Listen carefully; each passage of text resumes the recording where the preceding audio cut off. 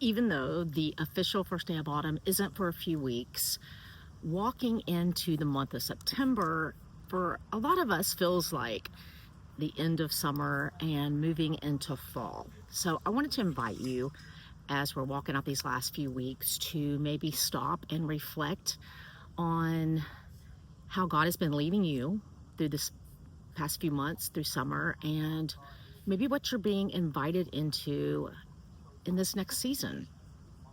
I feel like this summer has been so full, but not full as in like frazzled full, um, but full of life and full of just sweet memories that I feel like I'm going to hold in my heart forever, that were wrapped around and inside in sweet pockets around normal life that I'm normally living doing the work that I do. I walked into the summer season starting out with a visit to my dad in Tennessee, spending a few days with him, which were so nice. Loved it. A lot of times, visiting with family in Tennessee can feel a little hectic because we don't see each other often, and so we're just trying to fit in different visits and getting to spend some time together, which is great and wonderful. Love it. But sometimes it can be a whirlwind of a trip. And these days with my dad were so slow. It was almost like life hit a pause, which was so needed for me. I was ready for a break and just wanted that little pocket of time before moving into summer fully. And that's what I had. My dad, he stays busy, and he actually was kind of in a slow time. He was actually having some work done in his yard, so that kind of kept him close by with that. But the days were slow, and I just lived differently while I was there this few days, and it was just so refreshing to me and to my soul. And just spending time with my dad was so precious. And my dad loves watching movies at night now.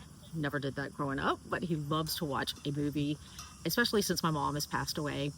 And every night he watches a movie. And so I, that never watch movies anymore, watched a movie every night with him, and it was so fun, and I enjoyed it so much. And one day, I think it was the day before I left, we actually watched two. We did a little afternoon matinee.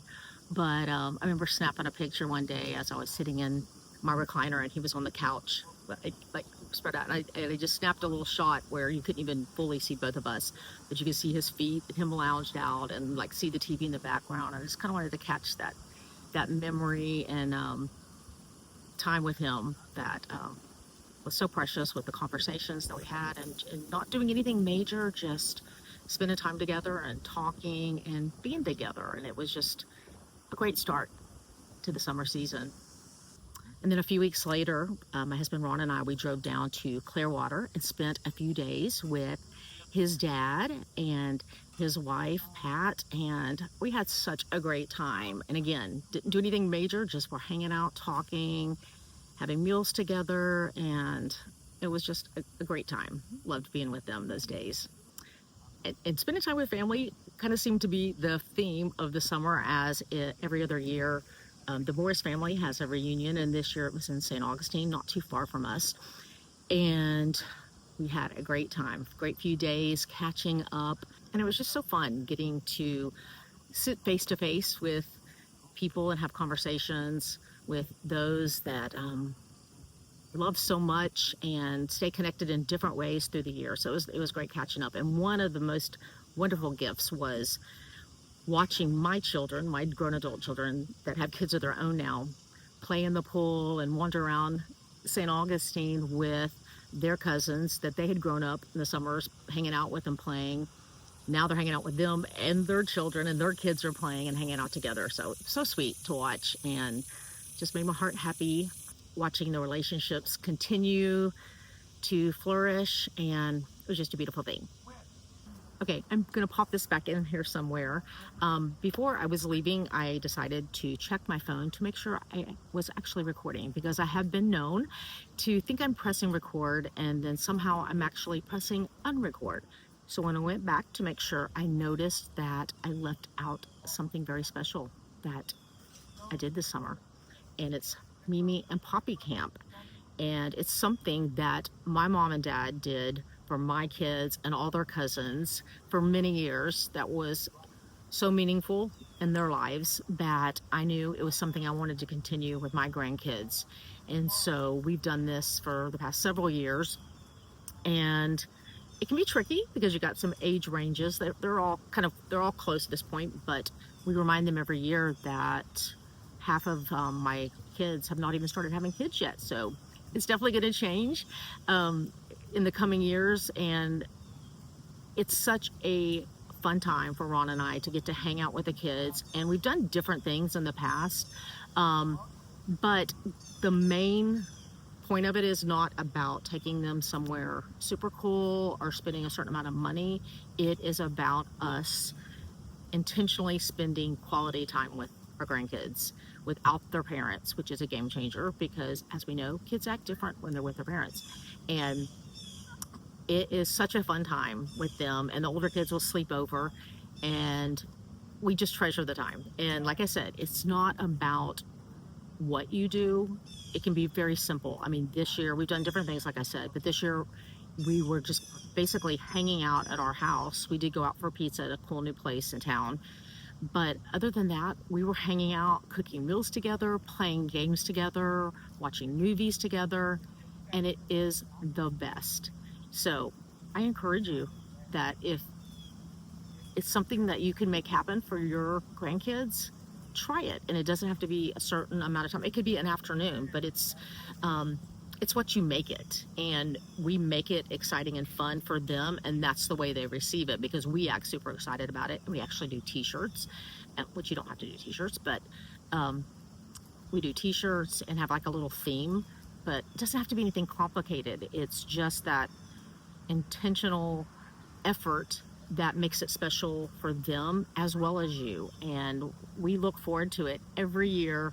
And it's also such a time, such a great time. And I mentioned this, I'm not sure where I'm going to be putting this in, that I mentioned something about my kids later and how we always focused on being a team and family. And that's one thing we talk about with them of like, we're family and you're part of a family. And it's just like, we want that reinforced at a young age, that they know that they are not on this life journey alone, that they have a God in heaven that loves them, and they have a family here on earth that is for them, no matter when they make mistakes, no matter what.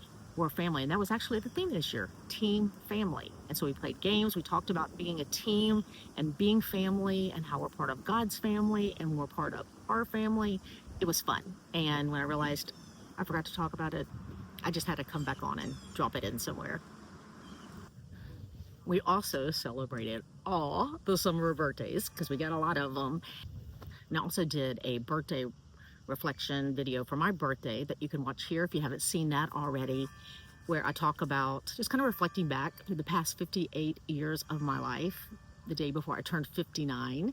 My husband Ron got me the best gift ever for my birthday. Because I love words, and what he got me was a book. He put together a book of letters from my family and from my friends, some childhood friends, and just through the years of letters to me where they were just sharing personal things, some were sharing memories, and just the life that we have experienced together. And it was so beautiful, and it's so meaningful, and it's something that I will cherish in my heart forever. Such a special gift. And speaking of birthdays, my husband Ron turned 60 this year. So for the past year, I had been thinking of what would be a special way of celebrating this milestone birthday for him. And at the end of the day, what I came up with that felt so perfect was a lovely, delicious meal at a beautiful restaurant at a table with him surrounded by his family. And even though we all live pretty close and kind of keep everybody in the loop too, we have a family chat thread that is ongoing all the time. And so we kind of stay connected when we're not seeing each other through that. Everyone lives just such full lives now as adults with work schedules and their own families and kids involved in activities and, fiancés and just all the things that sometimes navigating and scheduling things to all get together can feel like a part-time job for me and trying to figure all the details out. But I love our family get-togethers, and so we'll get together for family meals and getting together to celebrate each other's birthdays are always fun. And it's always loud and it's always crazy. You're trying to talk over kids screaming and running in and through every conversation. And we're talking over each other half the time. But it's just great catching up as best we can in the midst of the craziness. But it's always a good time. But I had to make a hard decision for Ron's 60th and I asked my girls to get babysitters for the kids for that night. And that was hard because our grandkids adore their Poppy. Most of them run past me to get to him. They love him. So I was like, oh, I hate for them not to be there. And it kind of made me sad for them not to be there and be part of the experience. But I also know how rare it is for us as a family to have uninterrupted time, to be able to finish the conversations without getting interrupted to help a child go to the restroom or whatever. So that seemed like just such a special gift to give to Ron and to celebrate him, was us as a family all being around the table, his adult children and their spouses and fiancés, and celebrating him and spending that time together. I will say some of the grandkids were not happy, the older ones, about not being invited and did not understand how we could be celebrating their Poppy turning 60 and them not be there. So we had to assure them that they would have their time to get with Poppy and celebrate him turning 60. But the night we had together was so special, and I can be the queen. I love planning things, events, parties, and stuff like that. And I can be the queen of having expectations that always can't be fully met. Afterwards there would always be little things where I'm like, oh, it just didn't come together quite like I wanted it to come. And when I say expectations, a lot of it has to do with details. But overall, when I envision things, it's not just about all the things that I do enjoy doing, but it's about what I want the people I love to walk away from the night with having experienced. And I've got to say, that might have been the biggest time and experience of walking away from something and having the feeling that I held in my heart that night. It was so special. And as I looked back, even walking away from it, it's just like it felt so perfect. Now, that doesn't mean everything was perfect, but it felt so perfect. I don't feel like I could ask for anything walking away from that night. There was nothing missing. And as we were all getting up to leave from the restaurant that night and we're starting to walk out, had to kind of walk through this little passageway to get towards the front. And we were actually moving to the front to take one last picture together in this front room.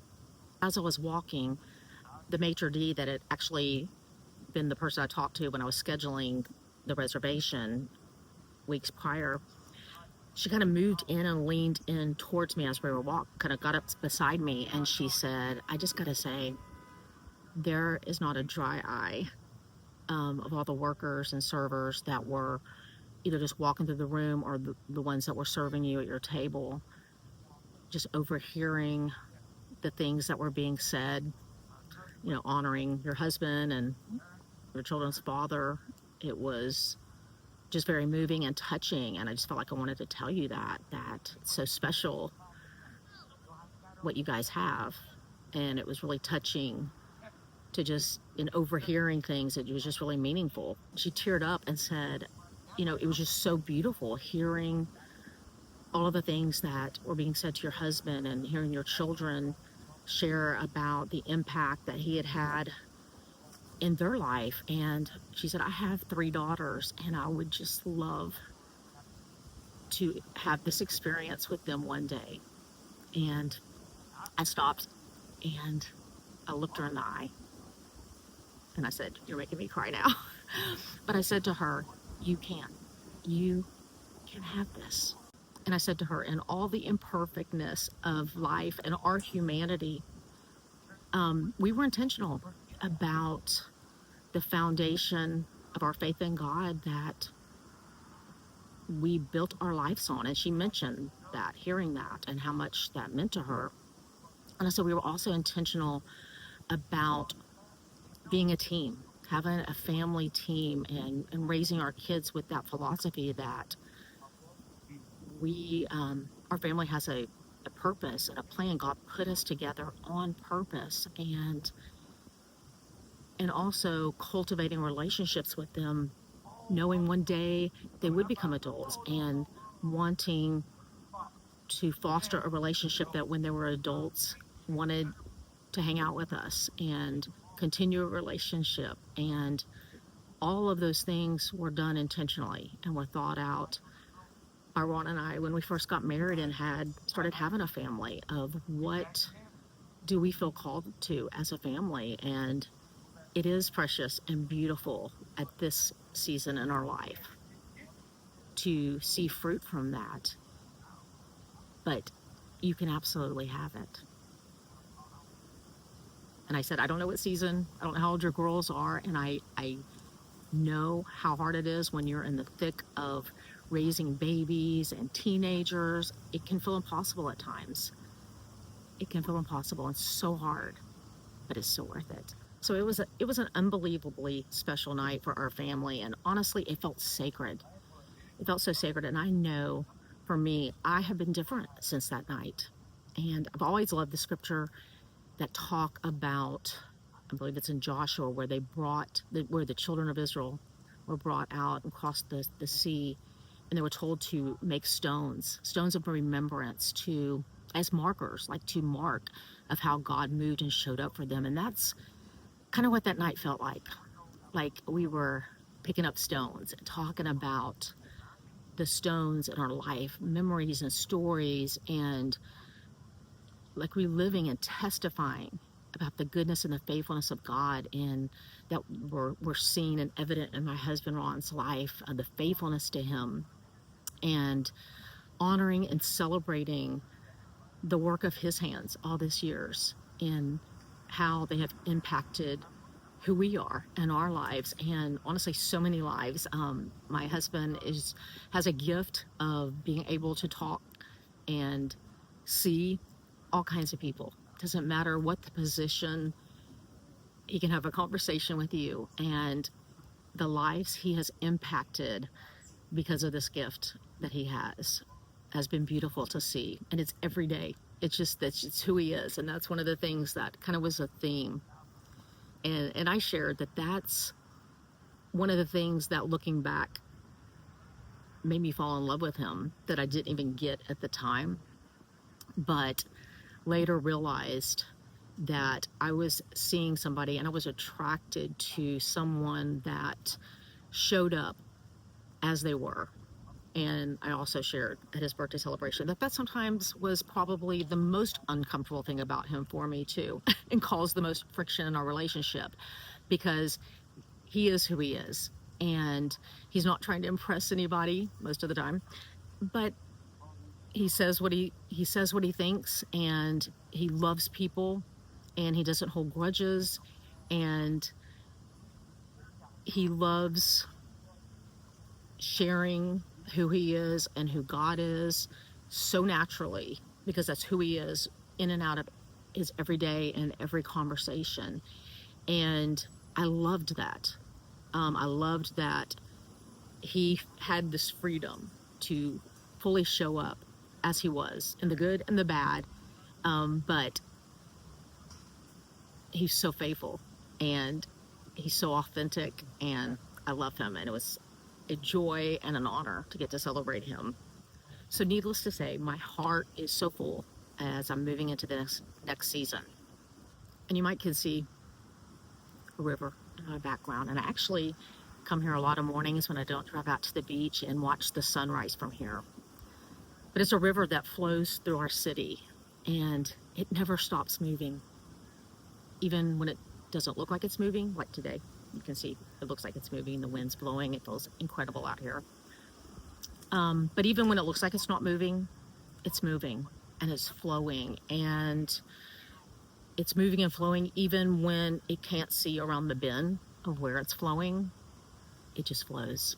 And that's kind of been the story of where my summer has led me personally.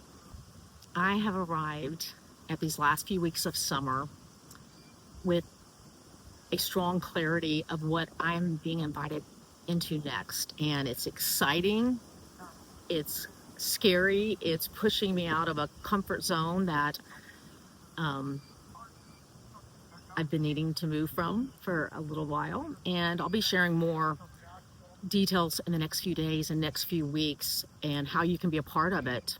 And I'm feeling called in this season to give of myself and serve in a different way. Even though I've